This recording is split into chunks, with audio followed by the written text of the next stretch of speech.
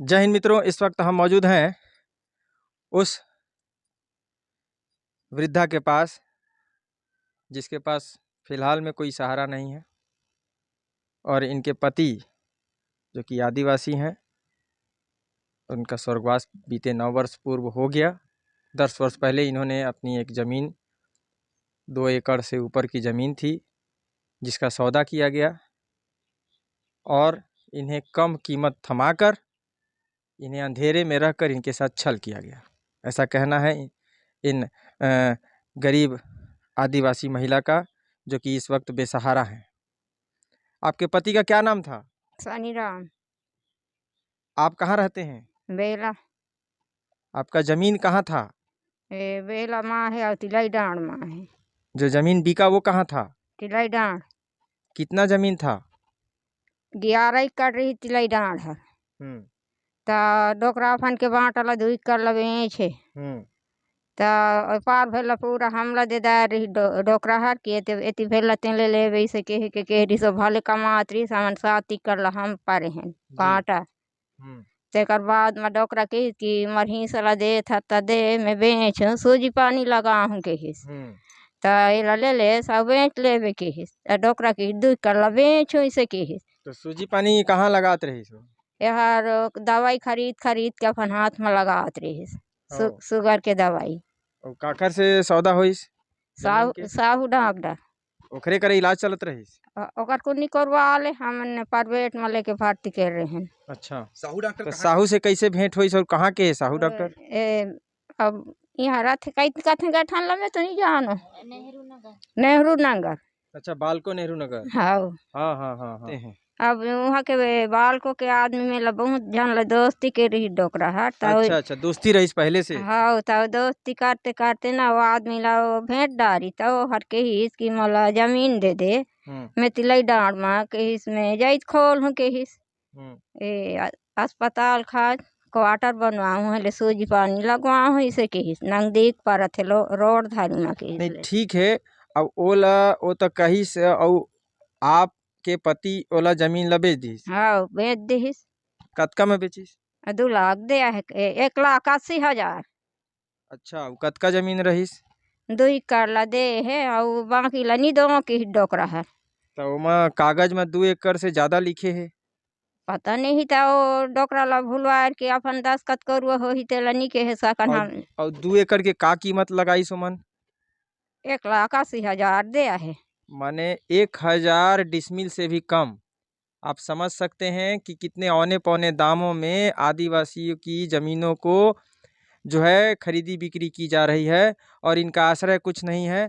आप देख सकते हैं कि इनकी स्थिति, इनकी दशा क्या है। तो अभी आपका कोई सहारा है? घर परिवार कैसे चलाते हैं? आप यही मैंने देते खाना पीना घुन। अच्छा हाँ, निशा कमर हाथ गोड़ नहीं चले आजकल। हाँ, तो कोई सहारा नहीं। कोई पैसा पाए उसको क्या किए? ओ पैसा पाए तो डॉक्टर के बीमारी ला जाते सिरवान कहाँ के पैसा कौड़ी इसने से खत्म हो जाये डोकरा। माने उसी इलाज में इनके पति खत्म भी हो गए, वहाँ पैसा लग गया, घर में 1 रुपया नहीं आया, जमीन भी इनके हाथ से गई। और जमीन कितने में गई? महज 1,80,000 में। आप 2 एकड़ से ऊपर की जमीन यदि पा जाते हैं तो किसे दोष ठहराया जाए?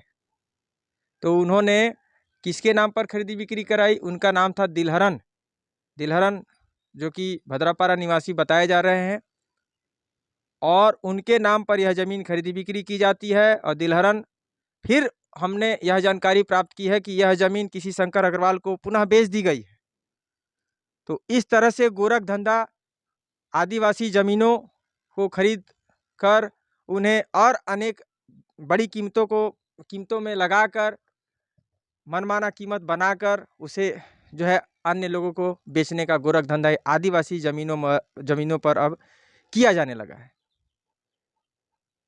तो मैं शासन प्रशासन से यह विनती करना चाहता हूं, उन समाज के जो समाज सेवी हैं उनसे विनती करना चाहता हूं, जो ढिंढोरा पीटते हैं हम आदिवासी और ग्रामीणों का भला करने चले हैं, उनसे जो है विनती करना चाहता हूं कि ऐसे आदिवासी अबला नारी बेसहारा की जमीन यदि छीन जाती है औने पौने दाम में और आज उसे कोई सहारा नहीं होता है, जहां पर हम यह कल्पना करते हैं कि गरीबों को सहारा मिले। आदिवासी जो गांव के जंगल के एक रहवासी हैं, उनके पूर्वज आदिकाल से जंगलों में रह रहे हैं और यही वजह है कि उन्हें शासन ने पट्टा भी दिया, भूस्वामित्व का पट्टा भी प्रदान किया गया। किंतु आज जब वे गरीब, कहीं उनके पास सहारा नहीं होता है, तो उन्हें उद्योग देने के बजाय, उन्हें कार्य देने के बजाय, उनके ज़मीनों पर कोई योजना लाने के बजाय, उनकी ज़मीनों का इनके समय के मौका का फायदा उठाकर औने पौने दाम में खरीदकर निजी स्वार्थ सिद्धि हेतु यह गैर आदिवासी लोग इस तरह से गोरख धंधा कर रहे हैं।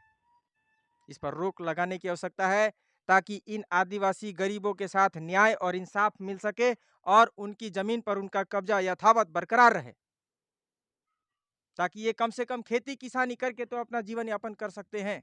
उस जमीन को किराया पर भी देकर किसी से खेती किसानी करा सकते हैं, बटई में खेती दे सकते हैं, अधिया पर खेती करवा सकते हैं, कुछ तो कर सकते हैं। शासन की योजनाएं मछली पालन, कुटीर उद्योग, बकरी पालन, कई सारी तमाम योजनाएं, सब्जी उत्पादन, खेती किसानी, उन्नत खेती किसानी, सब चीजें, कई योजनाएं हैं शासन के पास, अनेकों योजनाएं हैं जो इन आदिवासी गरीब और बेसहारा अनपढ़ लोगों के लिए एक वरदान है।